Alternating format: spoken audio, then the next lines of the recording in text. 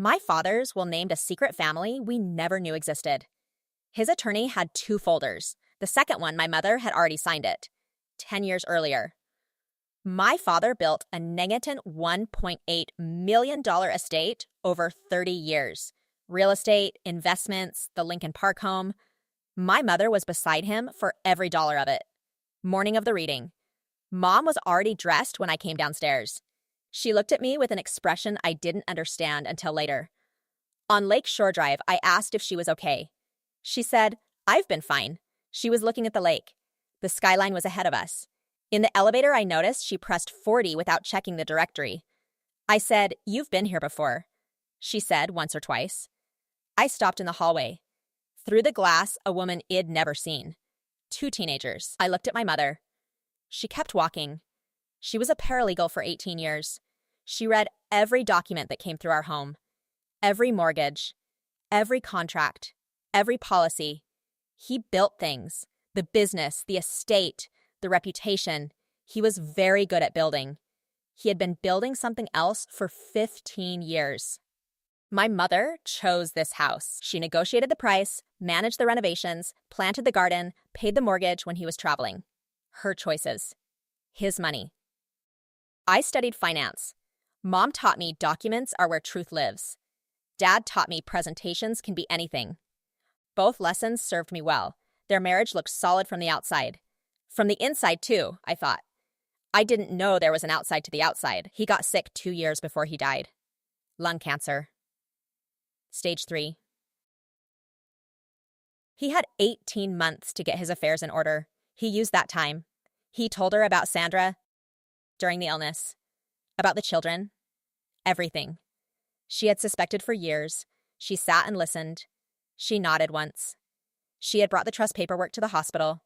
She drafted it herself. She had been waiting for the right moment to place it on the table. He read every page. He picked up the pen. He said, "It's the right thing." She said, "I know." Mr. Calloway notarized it in that room. The trust was executed 12 years ago. The first health scare. She drafted it herself and waited until he was ready to sign. That was 12 years. He died in the fall. We drove home to Lincoln Park. The porch light was on. The house was still there. It had always been going to be there.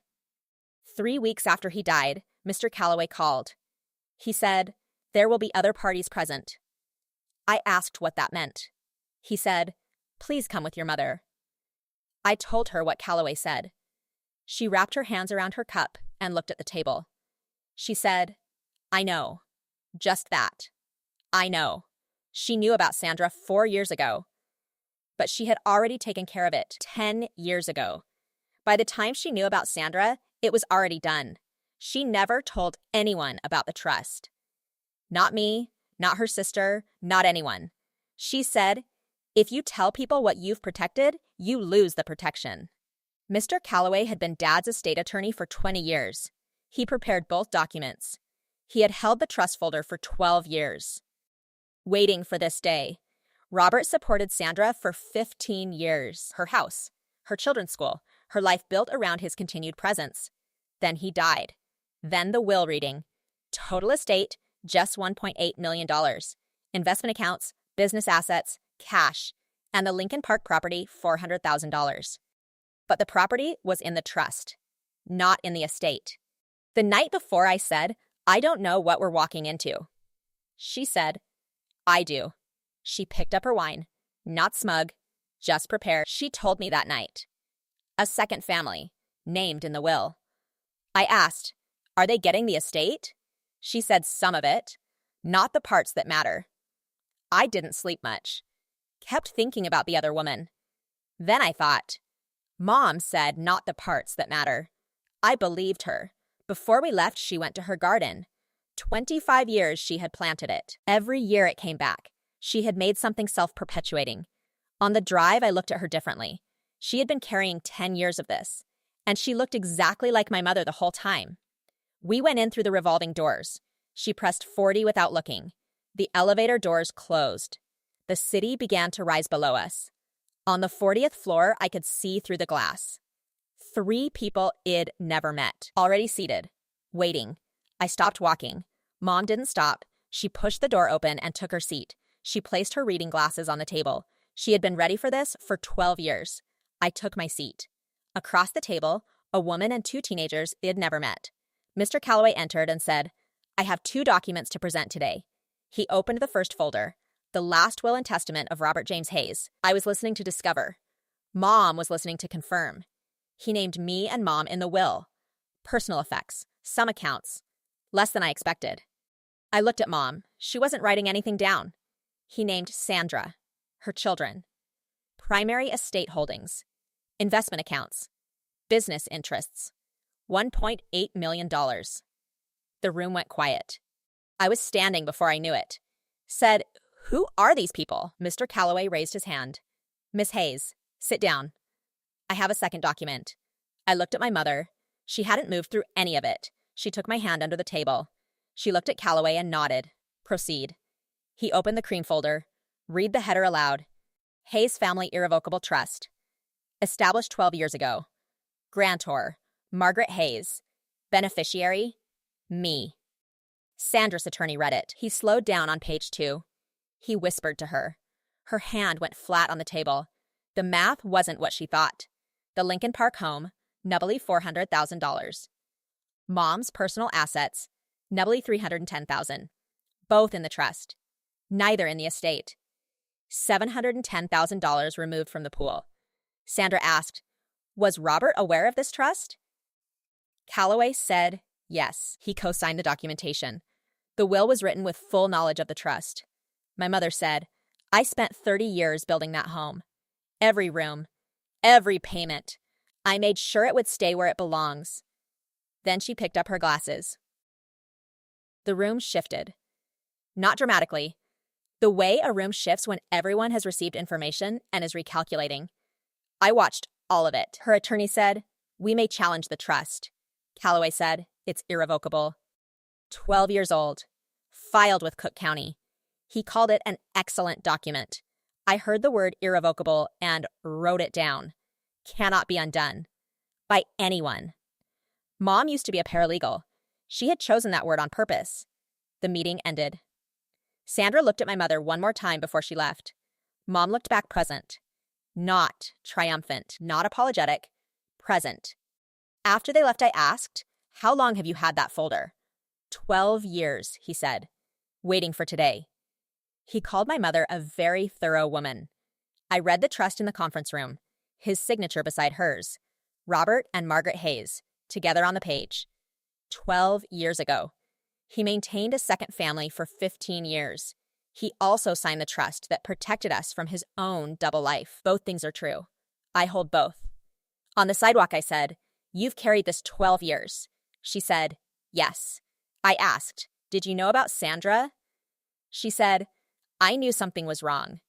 I asked, "Why didn't you leave when you knew?" She said, "I had a daughter, a house, a life.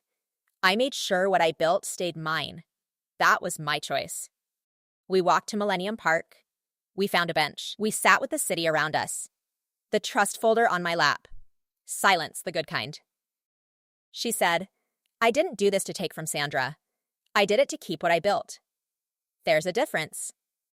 I said, "I know. I've always known." We drove home along the lake. The same drive, but reversed, going back to Lincoln Park. The porch light on when we pulled up. Back in the kitchen, she filled the kettle.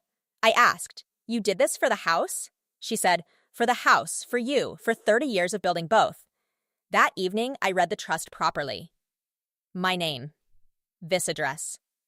Irrevocable. The word I found later? Witnessed. She had witnessed my right to this place. She was in the garden that evening. 25 years of planting. Every year it comes back. She builds things that come back. That's who she is. The trust wasn't a response to Sandra. It was a response to 30 years of building something she wasn't willing to lose. Sandra was just the scenario. That was the day. There is more what happened with Sandra after, what Peggy told me about drafting the trust. That continues in File 2. The morning after, she was already at the kitchen table with a notepad, coffee made, some procedural items. She had been thinking overnight.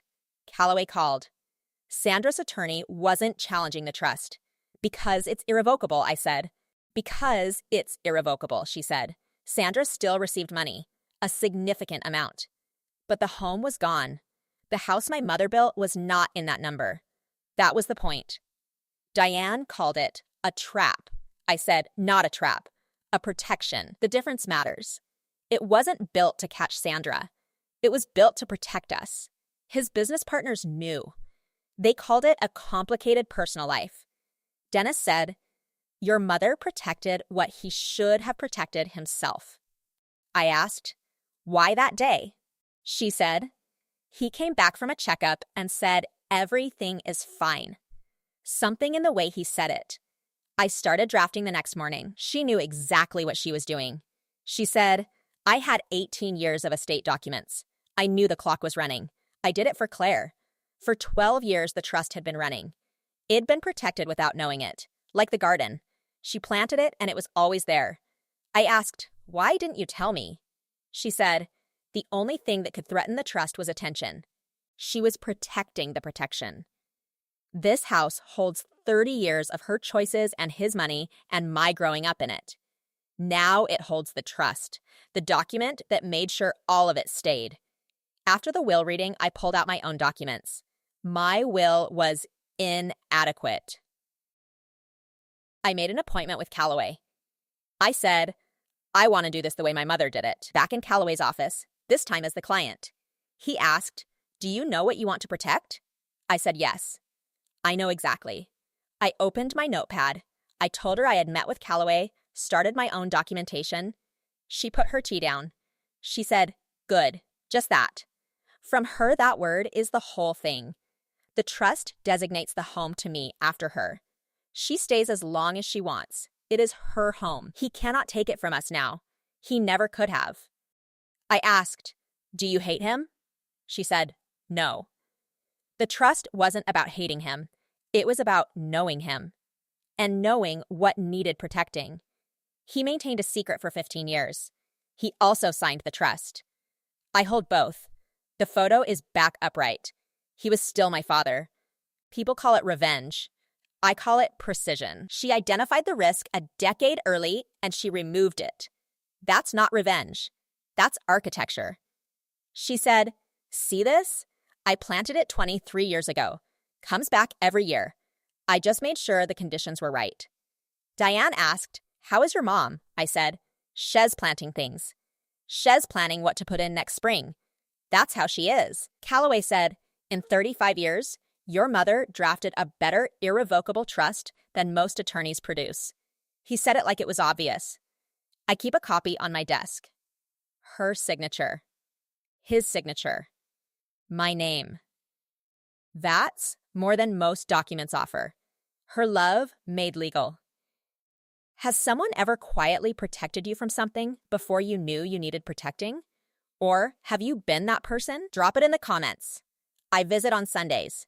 She makes dinner. We eat in the kitchen. I drive home along the lake. The house is still there. It will be. What I learned? Documents are where truth lives and stays. She spent 18 years learning how to make truth stay. Im's starting to learn the same thing. He marked the file administered. Said, in 35 years, that was the folder I was most glad to have kept. It did exactly what she intended. I keep coming back to one word. Evidence. Evidence she saw what needed protecting. Evidence she loved me enough to build something before I knew it'd need it. She is always planning the next thing. The garden, the trust, the next planting. She has been doing this her whole life. Always preparing conditions. Every morning, the evidence on my desk. Her signature. My name. The date, 12 years ago.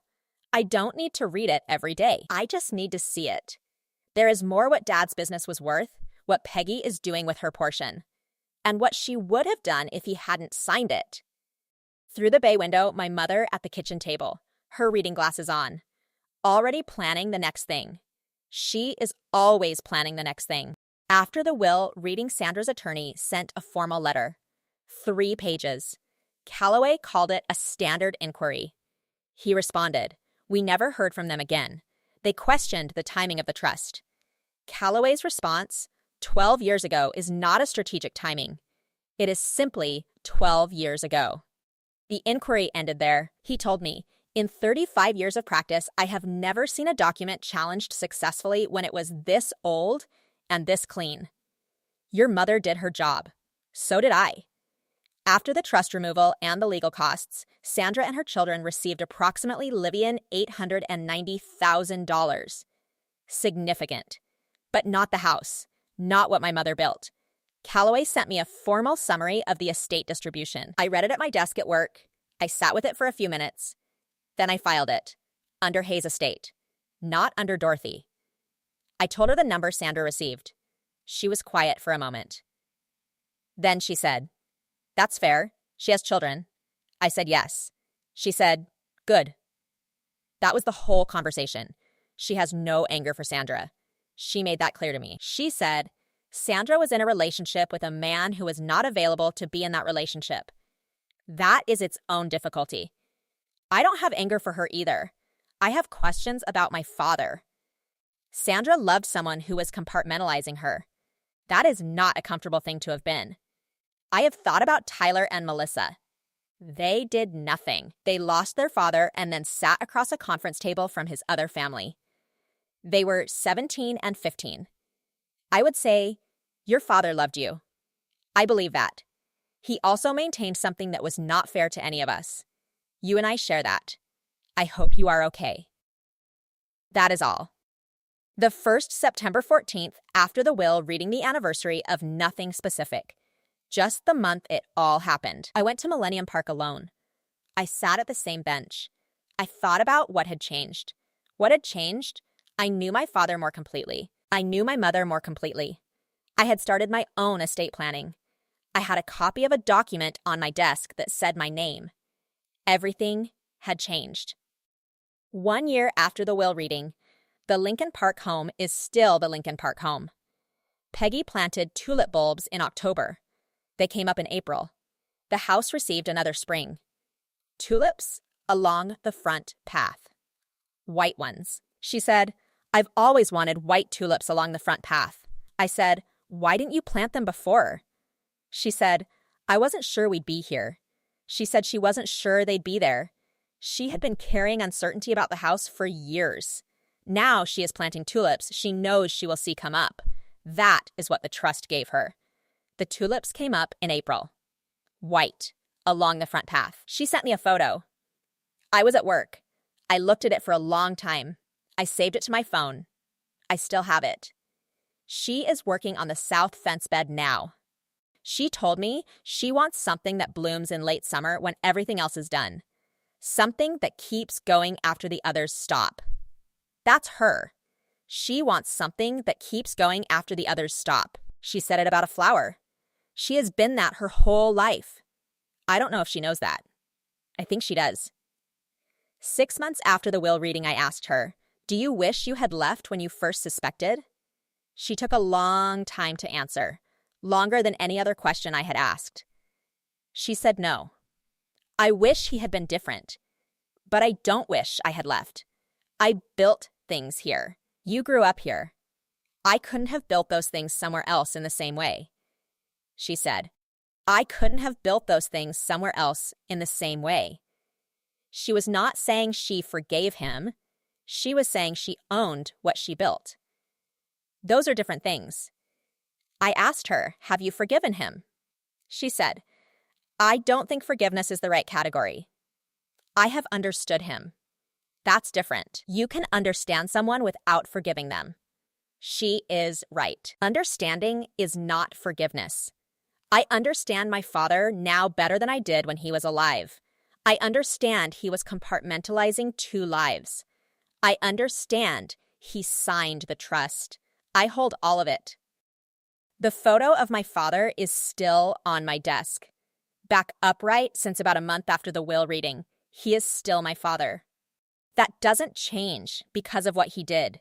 It coexists with it. When I look at the photo now, I see a man who built things, who made choices that harmed people, who also, in the end, signed a document that protected his wife and daughter from his own choices. All of that in one face. I have a formal relationship with Mr. Calloway now. He is handling my own estate planning. We meet twice a year to review. He always asks about my mother first. He has a great deal of respect for her. He said, "I enjoy working with the Hayes women. You both know exactly what you want to protect, and you say it clearly." I said, "We had a good teacher." He said, "You both were the teachers. My own documents, my apartment in the South Loop, my investment accounts, my personal effects, and a designation, should I have children, I want something set aside for their education. From the start, in a separate account from the start, not in my name, in theirs, at a different institution if necessary, specifically set up so that if anything goes sideways, it cannot be reached." She taught me that. When I told her about the education designation, she was quiet for a moment. Then she said, "Good." Same word she always uses for the right thing. Good. She poured more tea. We moved on. I have started making margin notes. In my own documents, in my notebooks, I annotate things I read. I think Calloway noticed. He said last month, "You prepare the way your mother does." I said, "I'm trying." I told Mom what Calloway said, that I prepare the way she does. She looked at me. She said, "You always have. I just formalized it." I don't know if that's true, but I like that she said it. Sundays in the Lincoln Park home. I visit most Sundays. She makes dinner. We eat in the kitchen. Sometimes we talk about what she is planting. Sometimes we talk about nothing in particular. We do not talk about my father on Sundays usually. He comes up sometimes, something reminds her of him. Or me. But we do not make it the main subject. Sunday is for the living. The kitchen table in Lincoln Park holds 30 years of conversation. It holds the morning after the will reading when she sat with her notepad. It holds Sunday dinners. It holds everything. My friend Diane asked me, "What does the trust actually mean to you? Not legally, emotionally. What does it mean?" I said, "It means she saw what needed protecting before she knew exactly what was coming." I said, "She didn't know about Sandra specifically. She knew something. She acted on the something before it became the specific thing.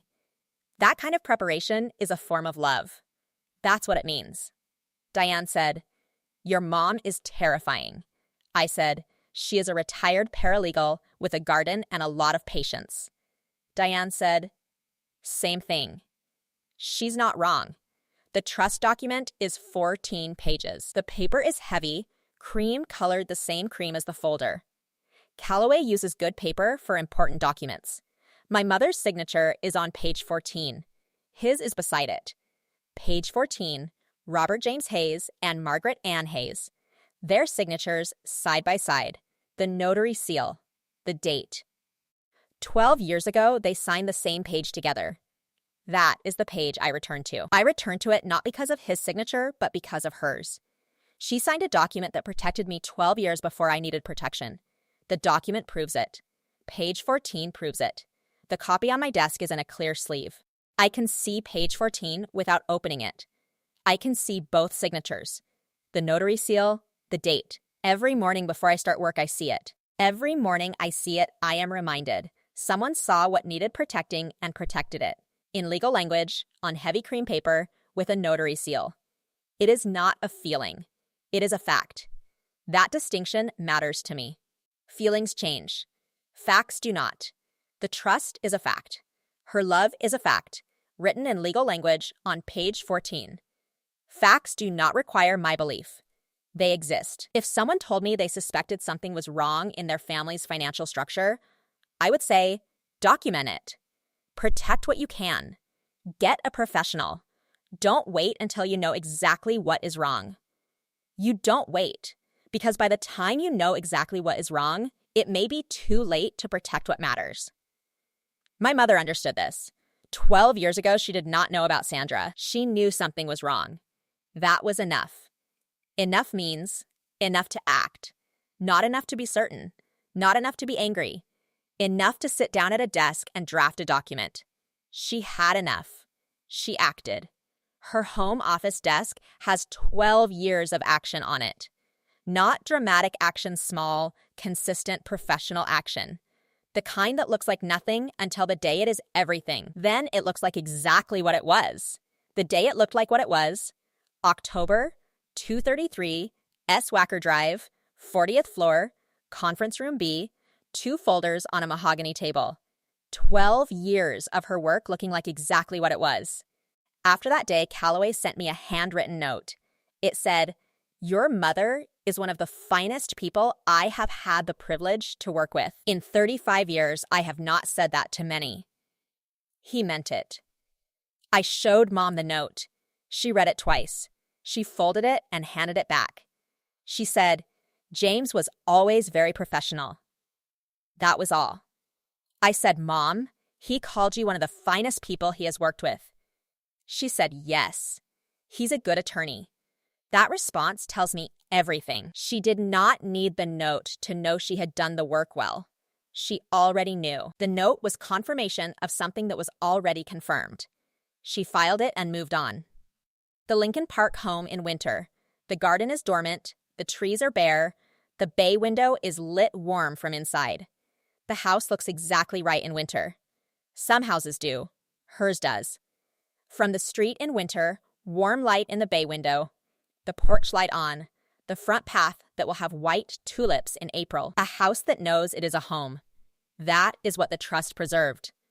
The trust preserved. A house that knows it is a home. 30 years of her choices visible in every room. A garden that comes back every year without being replanted. A kitchen where we eat on Sundays. All of it. The trust could not preserve.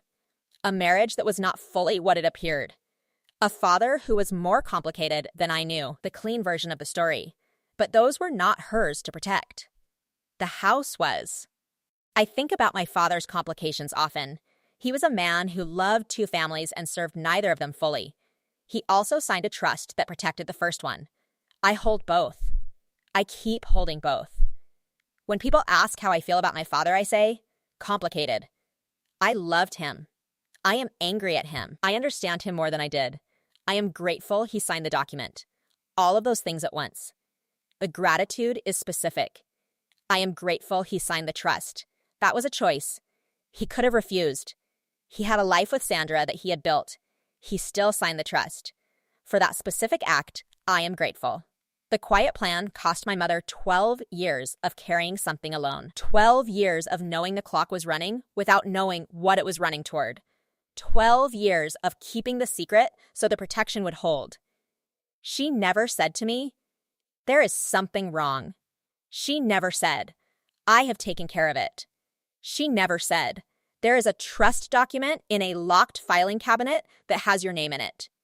She said nothing. She just did it. The silence was necessary because knowledge is vulnerability. If she had told me, I would have been a variable. I was a college student. I was not careful. She protected the protection by excluding me from it. I was excluded from the protection for my own protection.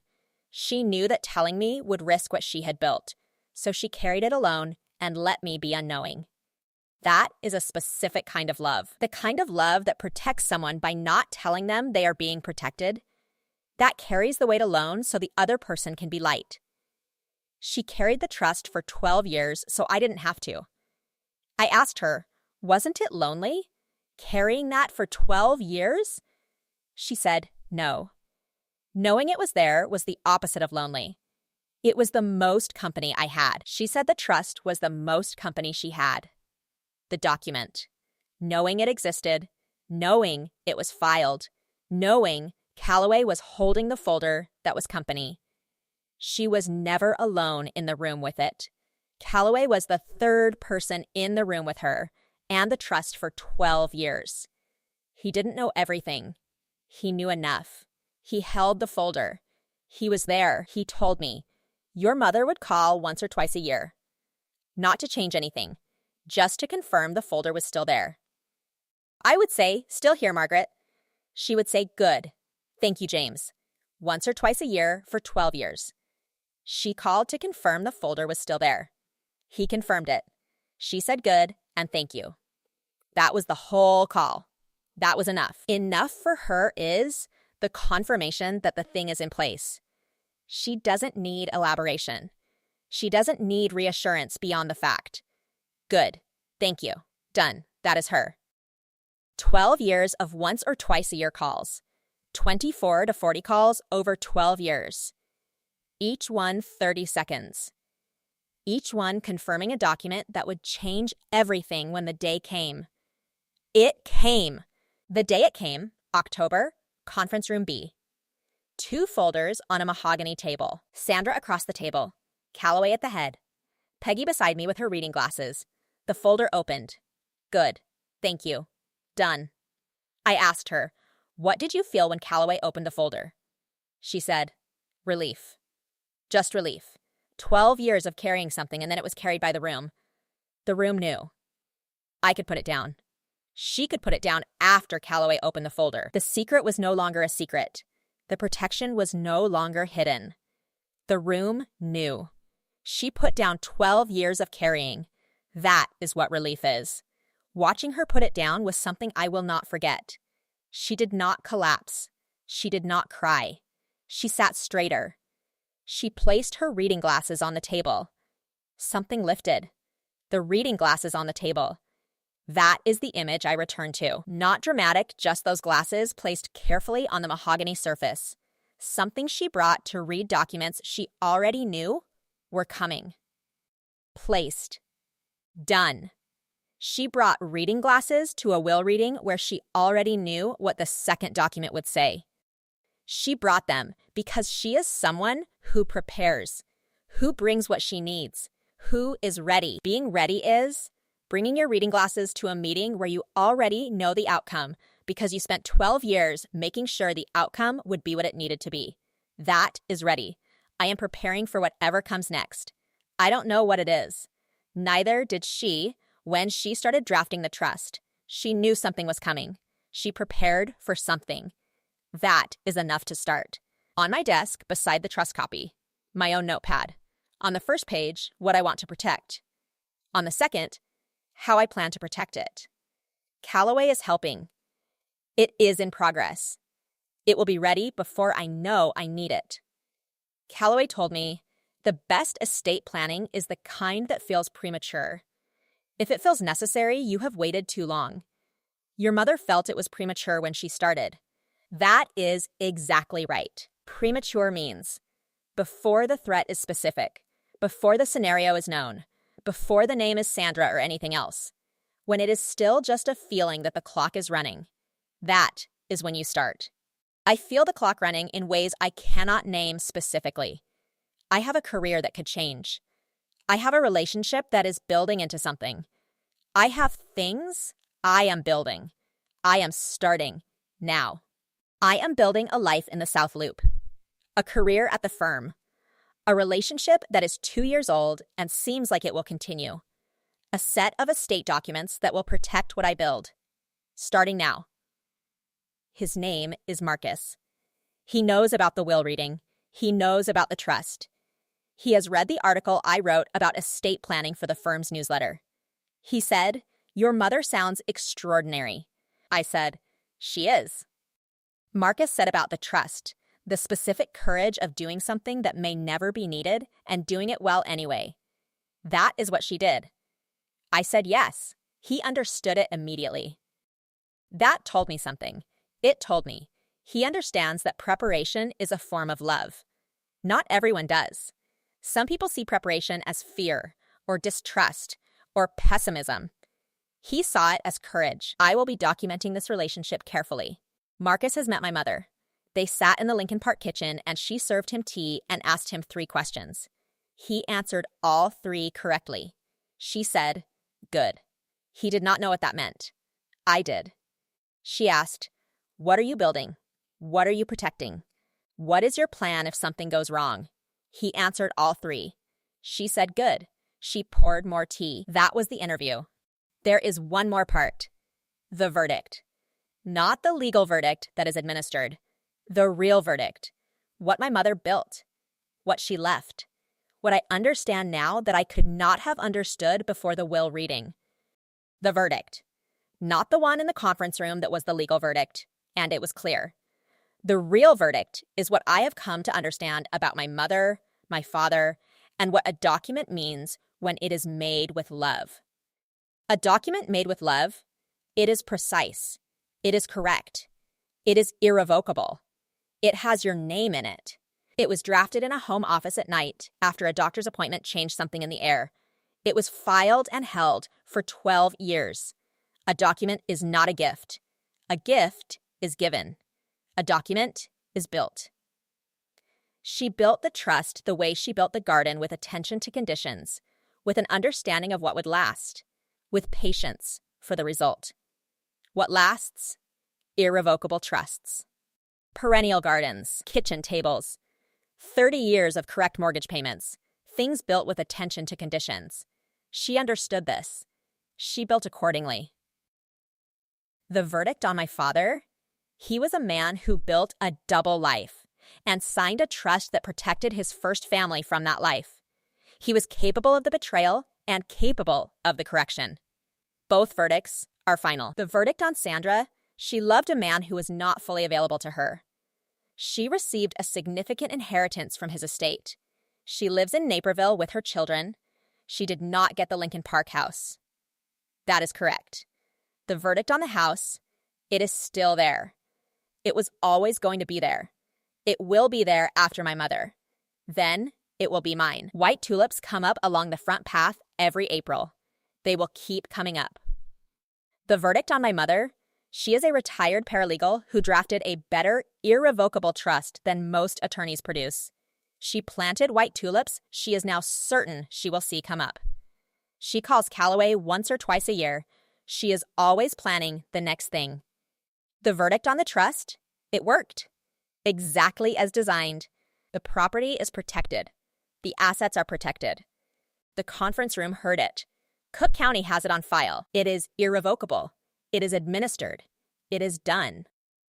The verdict on preparation: it is a form of love, the most specific form.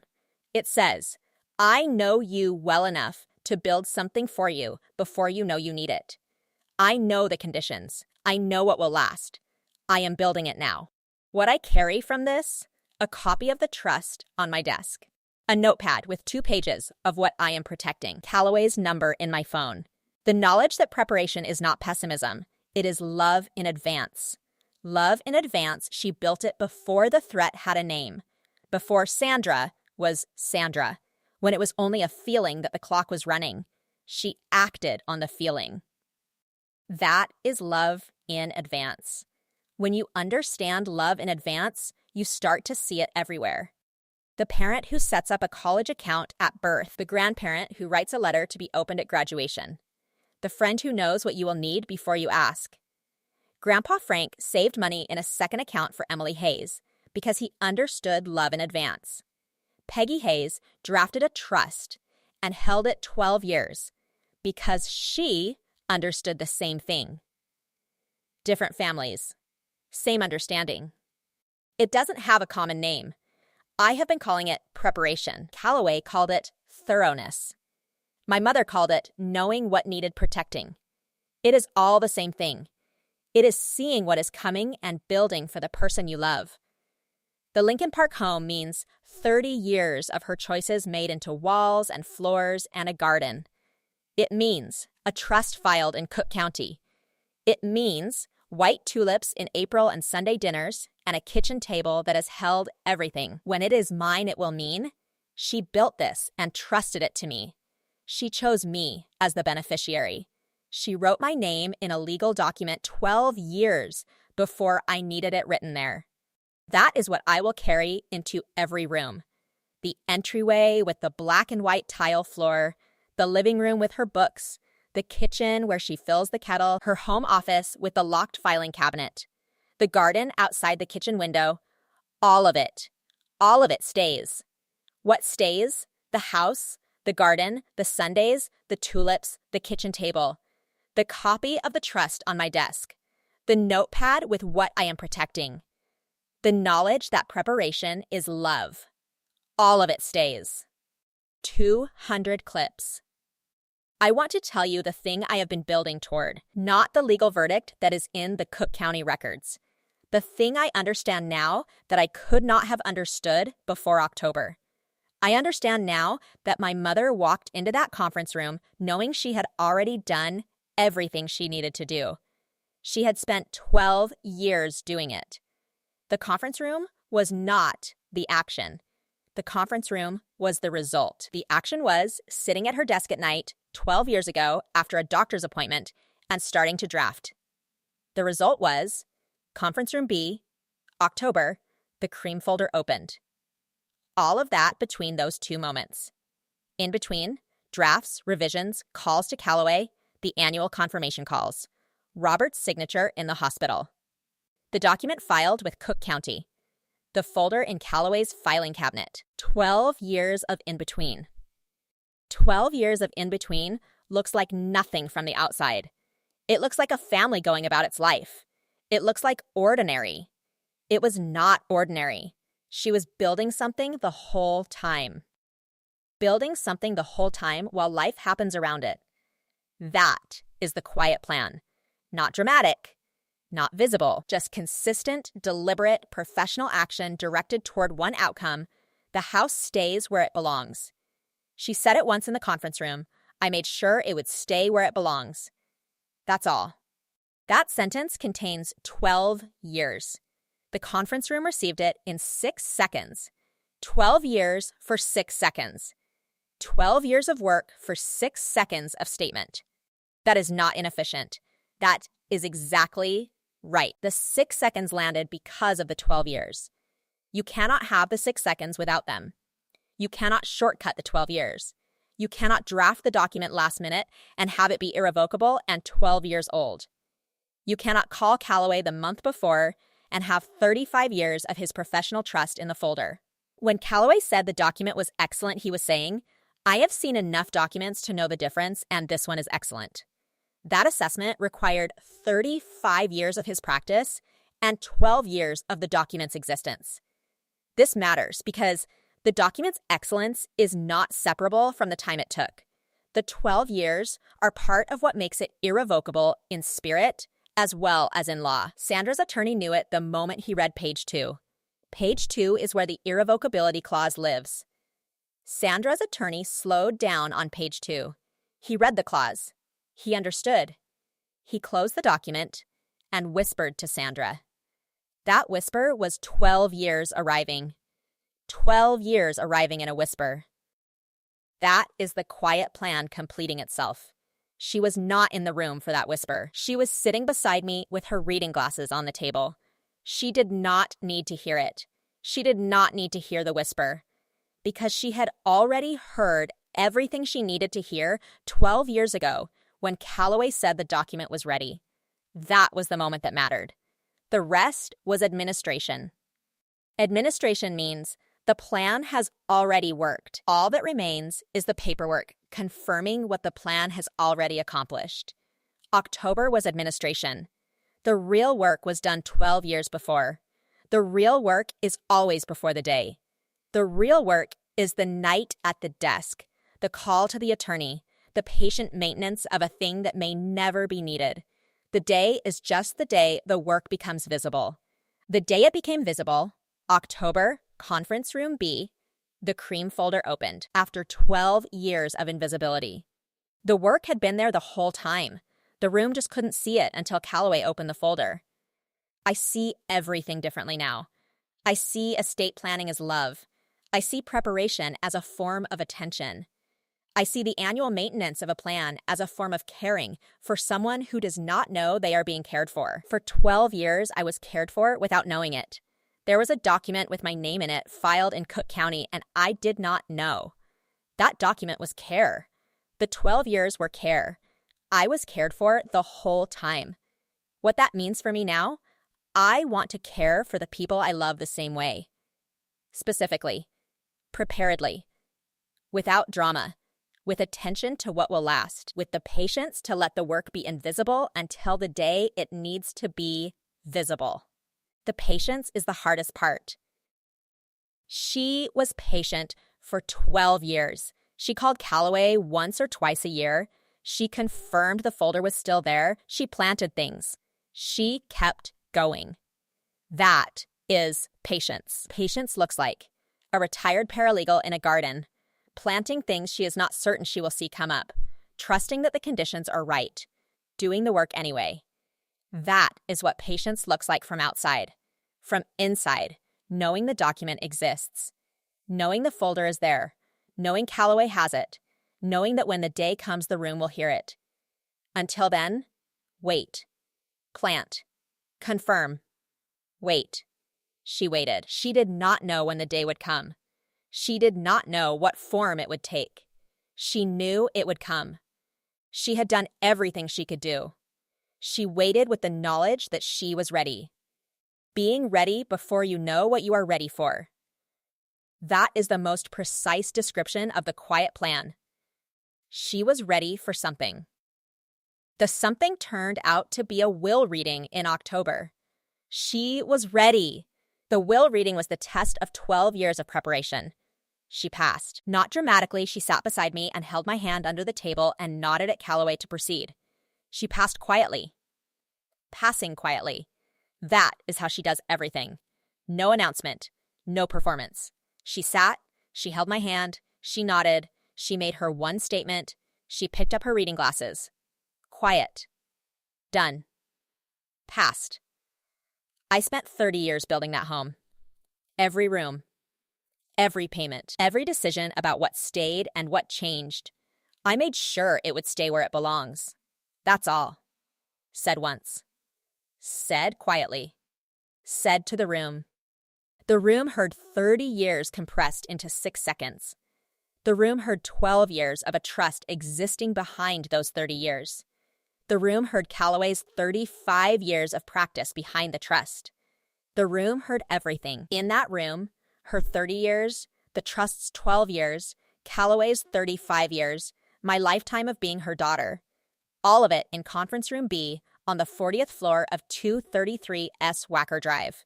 In October. In the afternoon. I remember the afternoon light through the windows. Chicago gray, October, the skyline behind it. The light that was there when the folder opened. The light that watched 30 years and 12 years and 35 years converge. Converge means all of it arriving at the same moment. The light, the folders, the families, the history, the trust. All of it arriving in one room at one time. That is what October was. A convergence. After the convergence, the room cleared. Sandra and her children left. Calloway marked the file. My mother and I walked to Millennium Park and sat on a bench. The city around us. The trust folder on my lap. The good silence. The good silence on the Millennium Park bench. Two people who have been through something significant, letting it settle. The city not knowing what had just happened. The bench not knowing. Just the two of us knowing. We knew. The house was protected. The work had been done. The conference room had heard it. Sandra's attorney had read page 2 and whispered. Calloway had said excellent. The quiet plan had completed itself. Completed the quiet plan. Irrevocable, administered, done. What remains? The house in Lincoln Park, the Sundays, the tulips in April, the copy on my desk, the notepad with 2 pages, Marcus answering 3 questions correctly. What remains is everything that matters. The plan was not the point. The house was the point. The house is still there. The plan completed so the house could stay. The house staying is the completion. Everything else was in service of this. In service of the house staying, 12 years of drafts and revisions, annual calls to Calloway, Robert's signature in a hospital bed, the Cook County filing, October's conference room, Calloway's excellent document. All of it in service of white tulips in April. White tulips in April along the front path of the Lincoln Park home. She planted them because she was now certain she would see them come up. The trust made her certain. The tulips are the proof that the trust worked. Proof, Peggy planted white tulips along the front path in October after the will reading. Because she was certain she would see them in April. She had not been certain before. She is certain now. The tulips are proof of certainty. The certainty is proof of the trust. The trust is proof of 12 years. 12 years is proof of love. The chain of proof: tulips prove certainty, certainty proves trust, trust proves 12 years, 12 years proves love. She planted tulips and proved she loved me. That is the whole story in one garden. The whole story. She loved me enough to build something before she knew I needed it. The conference room confirmed it. The tulips prove it. Every Sunday confirms it. The copy on my desk reminds me daily. Daily. Every morning I sit at my desk and see the trust copy and the notepad, and I remember that preparation is love. I remember that the quiet plan worked. I remember that I am building my own. I remember that it matters. It matters. The preparation matters. The documents matter. The annual reviews with Callaway matter. The 2 pages in the notepad matter. The education designation for future children matters. All of it matters. All of it matters. Because one day there will be a room. I do not know what room. I do not know what October. I do not know what folders will be on the table. But there will be a room, and in that room, my preparation will either be there or it won't. It will be there. I am making sure of it. The way she made sure of it. Specifically. Carefully. With attention to what lasts. With patience for the result. With the knowledge that the day will come. The day will come. I don't know when. I don't know what form it will take. I know that when it comes, I will have done the work. I will have the folder. Callaway will confirm it is still there. I will say, good. Thank you. Good. Thank you. Her 2 words. The ones she said at the end of every annual confirmation call. The ones she will have said 30 or 40 times over 12 years. Good. Thank you. I will use them too. The inheritance of 2 words. Good and thank you.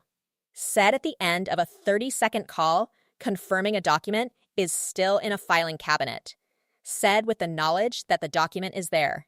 Said and done. Good. Thank you. I have inherited the Lincoln Park home after my mother. The knowledge that preparation is love. The habit of margin notes. A copy of an irrevocable trust on my desk. 2 words for the end of confirmation calls. The pattern. The pattern. See what needs protecting.